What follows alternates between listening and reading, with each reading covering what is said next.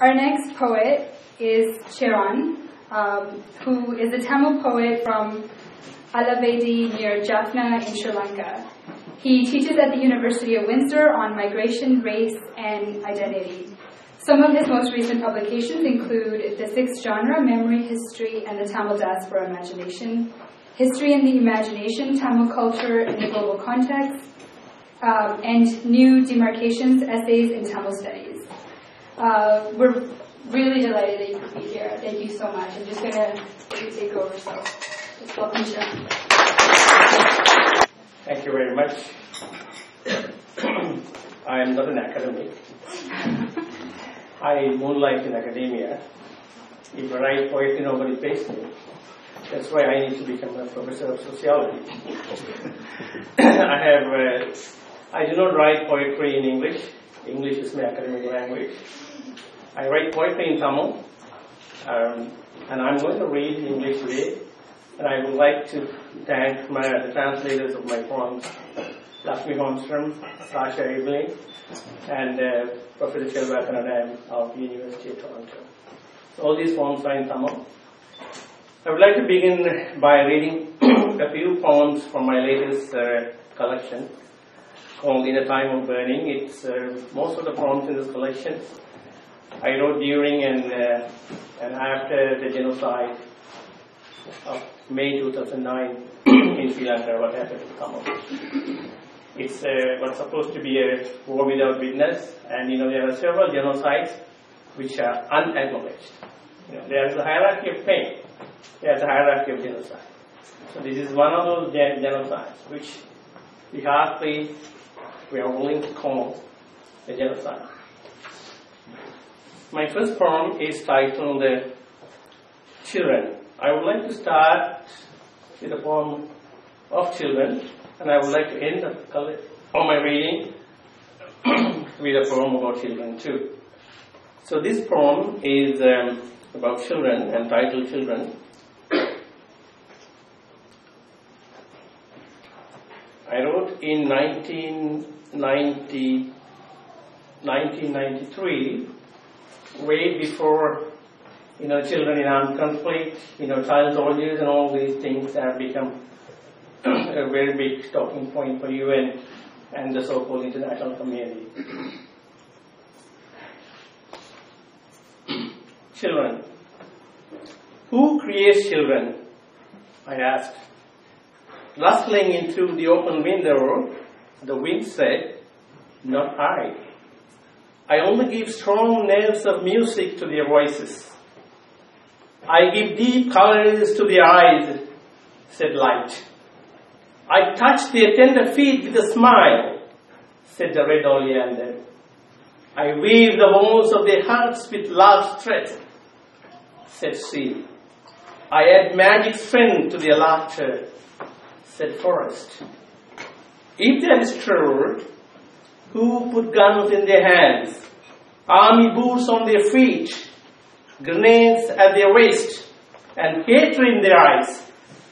I asked. Wind and sea froze, light withered, shattering away like splinter of glass. In a single flash of lightning, flowers and forest were in flames, and all the birds in a great flock flew into that fire. Children, our children. My next poem is titled Apocalypse. This is actually about what happened, it's about genocide, but the genocide took place in 2009, but I wrote this poem in 1999, exactly 10 years before. And I wasn't thinking that these kind of things would happen, but it happened.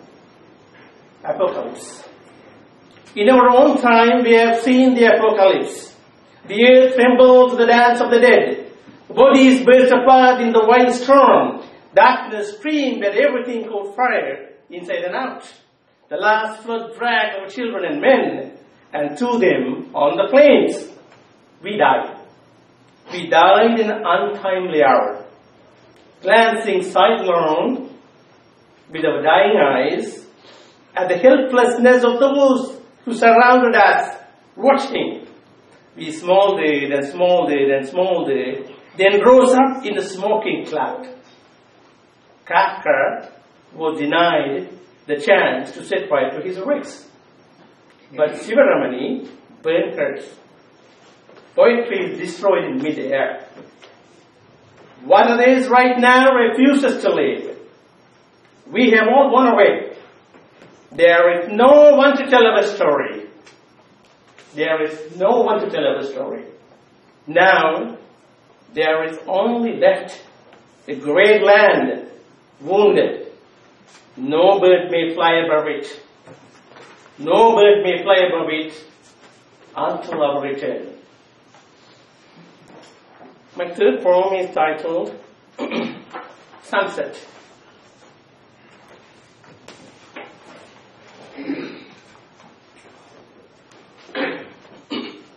The sun has set.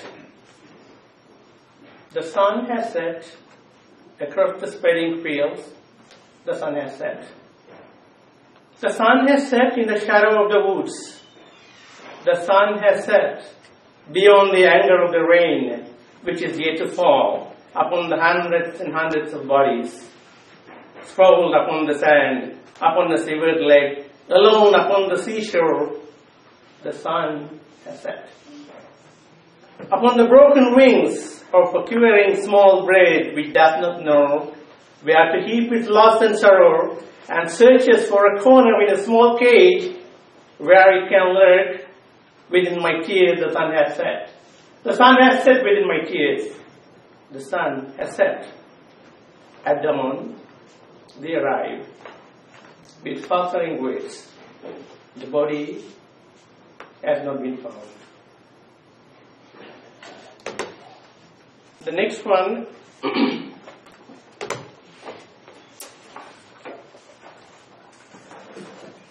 is titled May 21st, 1986. May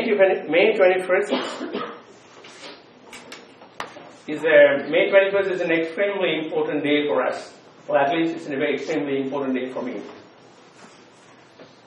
This title of the poem is 21st of May 1986. 21st of May 1986 was the day that my office in Jaffna was bombed by the Sri Lankan Air Forces. So I had a miraculous escape. So this poem is about that particular day of bombing. And also the 21st of May was the day the former Indian Prime Minister Rajiv Gandhi was assassinated by the Tamil Tigers. That was in 1991. But those two incidents are not really important for me. You know, the bombing of my newspaper office and then the fact that I survived and the assassination of Rajiv Gandhi. But the most important thing for me is May 21st is my birthday. I survived.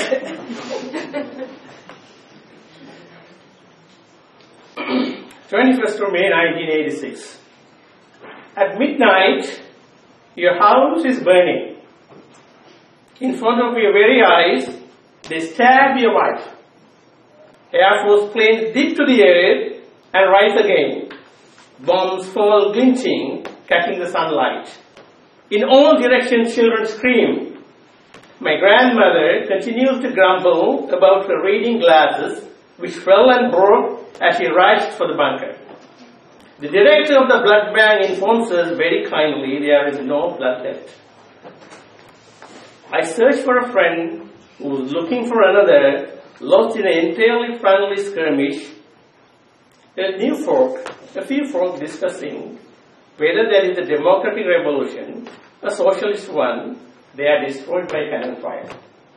Having survived 2 air attacks and 27 helicopter gunships, I break my ankle. Entangling with a small puppy.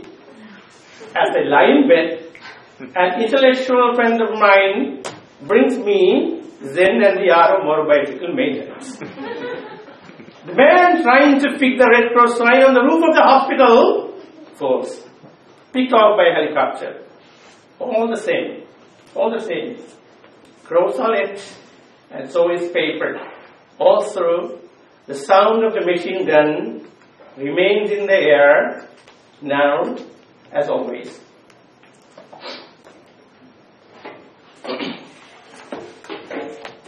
My next poem is titled The Color. It was some time back when I was leaving the Eden Center after lunchtime. This happened to me. Color. In the street, dry now after a fall of snow, beneath the street lamp with its dim light, the tip of his nose frozen and red, a small Canadian flag pinned carelessly upon his rag drooping overcoat, centuries of dirt and stains and beer froth on his long, dense brown beard, a forest green army cap on his head now shapeless, buffeted by snow, wind and rain, with hunched back, crooked nails and long, curly, tangled hair, he lies huddled, his blue eyes blinking frequently, part sunken in darkness, part crazed. He begs for money and thanks those who fling him coins. I refused. Fuck you, Baki, he said, turning his face away. Story of Fred. After 14 years, during the ceasefire, I had a chance to visit my home village in Sri Lanka. This is a reflection of that visit after 14 years. The story of a severed leg. I am writing the story of a severed leg. The road that begins in the mountains runs through this barren land to the city. Now lies distraught. The story of war mixed with blood in scattered fragments, like restless ghosts, follow the road in grief. The tears of wounded trees settle on the mass left by vehicles of well-meaning NGOs. The dust covered the tears. Indifferent, like an undertaker covering the body of an unclaimed corpse. Dismembered by war, the road survives. I saw where the road forks a half-broken milestone. On it sat a skull. On this barren road, consumed with thirst, turning toward the forest, I saw beneath the barley tree a severed leg. 1,000 stories rose to fill the forest from that leg, lying without protest. That leg lying without protest. Those stories displayed the wondrous tales and visions the forest actuated breath long before memory's time. The display stories and beliefs in diasporic lands, in the temples of Tamils, in their myriad lives, now hang embodiments of sin. Beneath those, compassion in a darkened room, the irresponsibility of distance. I see in these walking corpses. I saw in the forest engulfing pain, courage, sorrow, oppression, despair, the severed leg. And I saw on the tomb of my dreams, scattering stories in silence, the severed leg. And my last poem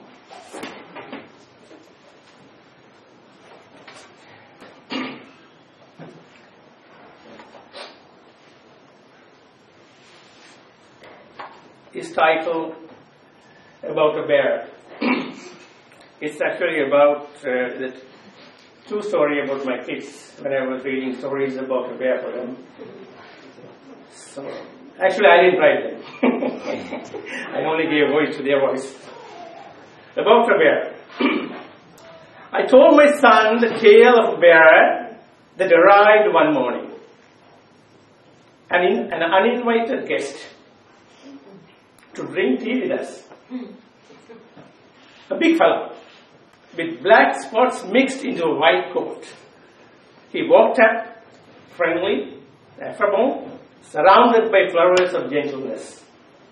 His strides scarcely dislodged even the priest. Sparrows and ring-necked doves took and burst into laughter. Honeybees went into exile at the sight of the bear. Well, do I get any tea as a bear? What a question. Just what we are waiting for, my son told him. Scorching hot tea, wasn't it? We had to drink it slowly, slowly, and slowly. What a miracle. Water becoming tea. The bear laughed. A gale arose from the laughter, cooling our tea. In one gulp, the bear finished his tea and said, with a sigh, all that is left in my cup, is emptiness. What shall we do with that? What shall we do with it? Leaving the question to squat between us like a stone, the bear retreated into its forest. I asked my 3-year-old son, what shall we do with emptiness? Leave it under rock, Papa, the boy said. Thank you. You may first read the poem in English and then perform it in Tamil? Whatever you like. Whatever I like.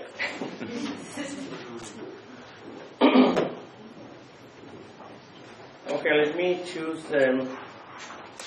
one of my own poems and the small one. 53. So I'll read the poem in English and then I'll read it in Tamil. This is actually one of my earlier poems that I wrote in 1983 after the pogrom against Tamils. That was the beginning of the civil war in that country. It's titled I Could Forget All, I Could Forget All. It's about, the whole city was burning and all the Tamil shops and houses burned, and then somebody was running on the street, there's on one major street, and people were running after him, so he was running past all these kind of things, and we do not really know what happened to him. So this was written from the point of view of this man running on that infamous road called Gold Road. I could forget all this. I could forget all this.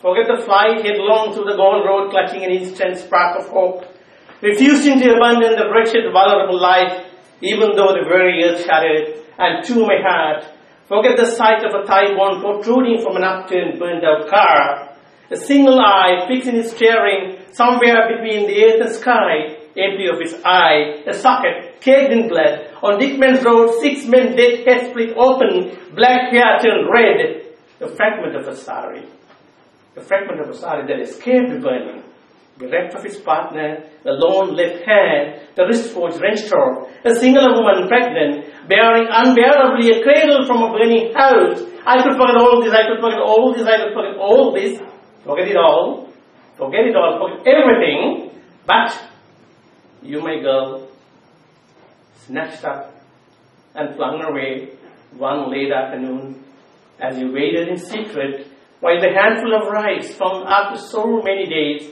cooked in its pot, your children hidden beneath the tea bushes, low-lying clouds shielding them about.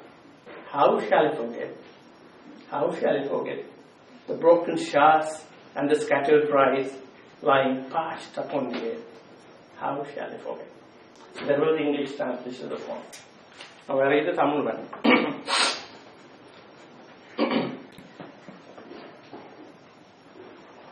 எல்லாவற்றையும் மறந்து விடலாம். இந்த பாழும் உயிரை அனாதரவாக இழப்பதை வெறுத்து ஒரு கண பொறியில் தரித்த நம்பிக்கையோடு காலி வீதியில் திசைகளோடு இதயமும் குலுங்க விரைந்த போது கவிழ்க்கப்பட்டு எரிந்த காரில் வலியே தெரிந்த ஒரு தொடையெலும்பை ஆகாயத்திற்கும் பூமிக்கும் இடையில் எங்கோ ஒரு குழியில் இறுகி நிலைத்து போன வெளியே இல்லாமல் வெளியின் குழிக்கு 10 நிறத்தை சிவப்பில் பிளந்து கிடந்த காது மண்டர்கள் தீயில் கருது தவறையோ சேரை துணை இழந்து மணிக்கூடும் இல்லாமல் தனித்து போய் கிடந்து ஒரு இடது கையில் எரிந்து கொண்டிருக்கும் வீட்டிலிருந்து தொட்டில் ஒன்றை சுமக்க முடியாமல் சுமந்து போன ஒரு சிங்கள கற்பனை பெண்ணை எல்லாவற்றையுமே மறந்து விடலாம். ஆனால் உன் குழந்தைகளை ஒழித்து வைத்த தேயிலை செடிகளின் மீது முகில்களும் இறங்கி மறைத்த அந்த பின்மாலையில் நீண்ட நாட்களுக்கு பிறகு கிடைத்த கொஞ்ச அரிசியை சோலையிலற்று சோர் பொங்கும் என்று ஒளிந்தபடி காத்திருந்த போது பிடுங்கி எறிப்பட்ட என் பெண்ணை உடைந்த பானையையும் நிலத்தில் சிதறி உலர்ந்த சோற்றையும் நான் எப்படி மறக்க